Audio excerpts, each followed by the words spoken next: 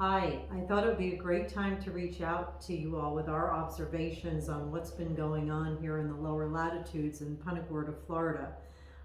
We've all been getting barraged with an abundance of information on changes in interest rates, changes in inflation, cooling off of the housing market as we've been decelerating in our market today. Yes, and we've been gathering so much information on the local and the national real estate market. And it seems like just as soon as we get our data put together, then something changes in the real estate market or in the general economy.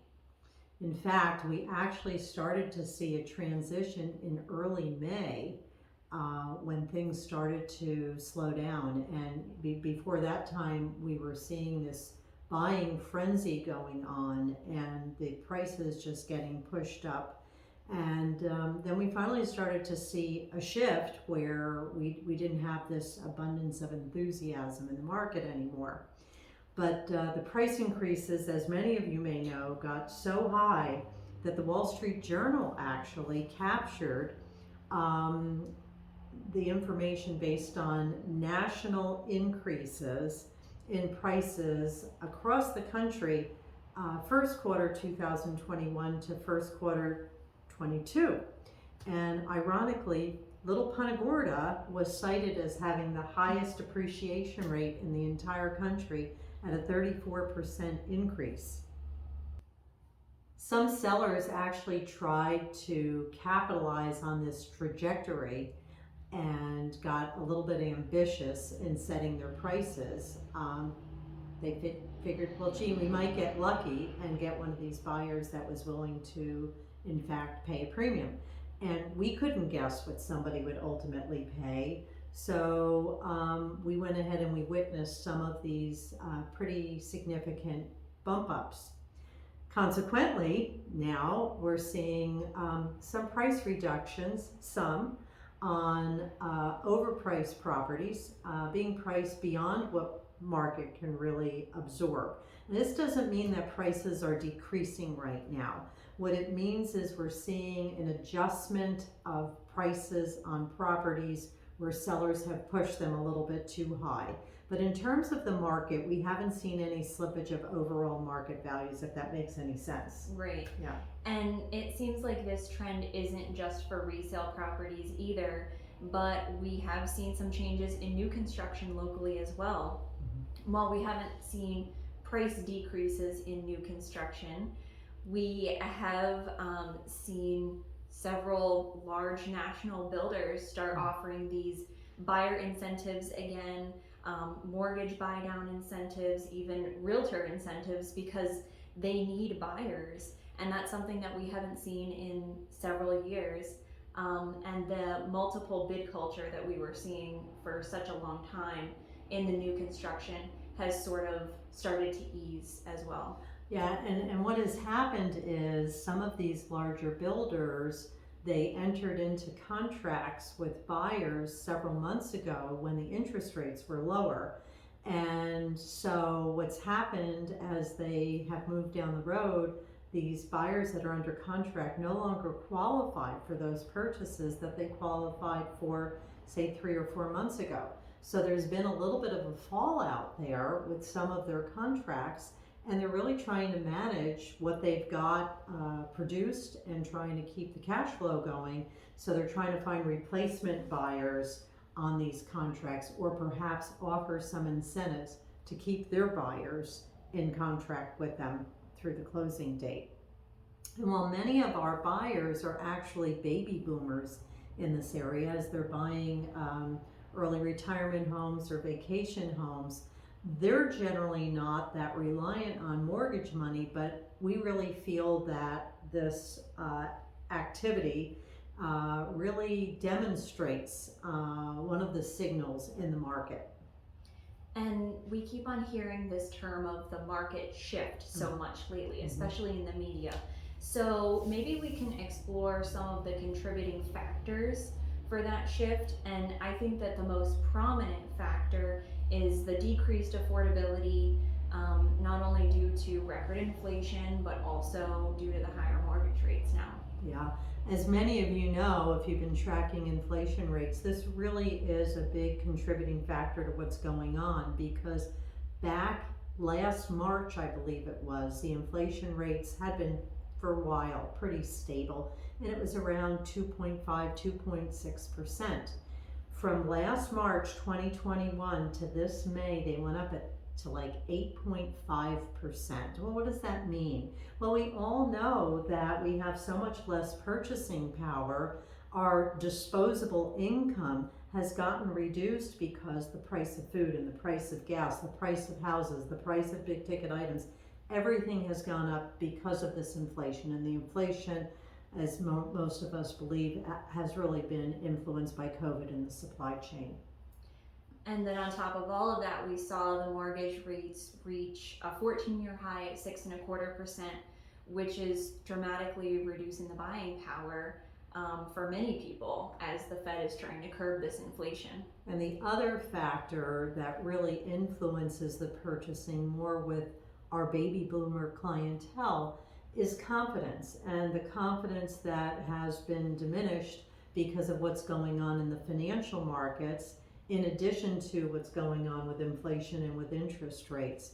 And so while these baby boomers might not be borrowing as much money, not many of them are liquidating what's in their portfolios. And so it really does impact their mindset as well as their capacity. And it seems like we're just getting so much information on a daily basis, where the media is putting a very negative outlook. So what is the silver lining in all of this for either buyers or sellers who have interest in the Punta Gorda real estate market right now? Well, I think the fundamental here is supply and demand. We've been talking about it for a couple of years and how it really influences the market. And it's something that's not only happening here in Punta Gorda, but throughout most of the country. Supply and demand have not been in check for over a year. And while we still have a shortage of properties for sale, the inventory is quite low. Demand has dropped, but still the relationship between the two is a little bit out of whack. And we say that things are in check when we basically have about a 6-month supply, but we haven't seen that for quite some time. So when we look at the amount of properties that are currently for sale, it's still very low in relation to prior years. So I think the other thing that's really important here in looking at what fuels the strength of our market is the migration. I mean, we all know that so many people are moving to Florida, Arizona, and some other states that are desirable. And of course, Florida is desirable not only because of the wonderful weather and recreational activities, but it's also desirable because of the tax environment, not having any state income tax and the homestead protection that we have on real estate. So Florida continues to see a lot of migration from the northern states, and again, that will help keep our market somewhat bolstered. The other thing that we're seeing a change in is the demand for commercial real estate. So a lot of people that have been buying property down here have now elected to move their businesses here as well. And we've been watching some clients that we know try to find a place for their businesses, and they're having a little bit of difficulty. We don't have an abundance of commercial space in Punta Gorda, but what we do have is really rapidly disappearing. So the baby boomers, again, are a critical part of our market. And while they are normally buying here for early retirement or vacation home, we saw that demand accelerate. And I think that it's still going to accelerate with COVID situations where they can live in their vacation destination. And a lot of the baby boomers have an attitude now, if not now, when? And so they're at a point where they're pretty close to retirement and they're still wanting to come down to this area. So it really is a significant impact on the market. And I think the thing that I've heard from people over the years is they just love having the availability of the Punta Gorda Airport.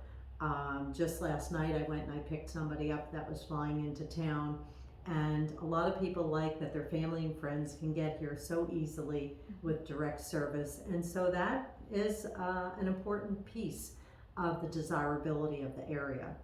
And then regarding the national real estate market, we've seen a lot of fear-inducing headlines potentially regarding a market crash, but the conditions that we're seeing today are very different from the conditions that we saw in 2008, aren't they? Mm-hmm.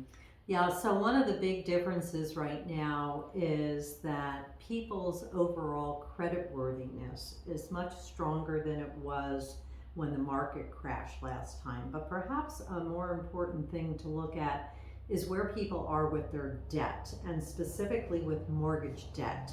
So I think that it's quite impressive that when we look at the national mortgage debt situation, we're looking at like 43 to 48% of people's debt is mortgage debt.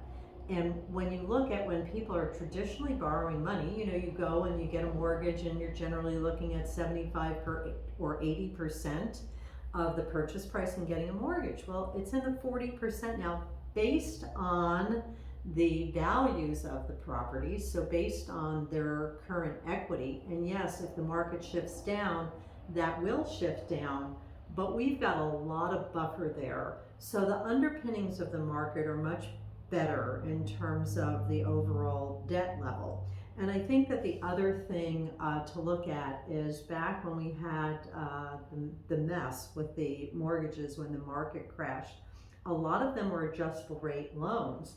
And when you have these adjustable rate loans and the interest rate starts to tick up, that's what puts people in trouble.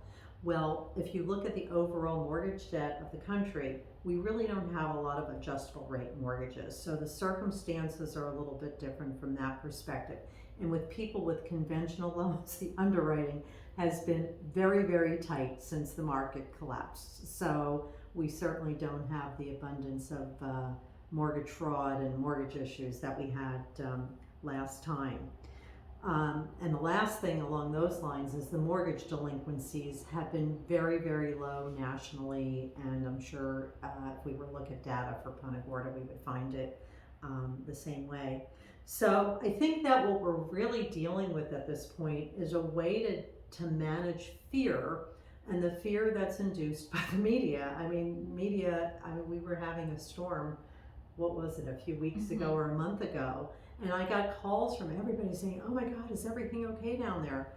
I mean, it was a non-event, and I think that the media really sensationalizes some of these issues and gets people quite upset. I'm not downplaying, you know, the potential of a recession and the interest rates and the inflation, because they're all very real.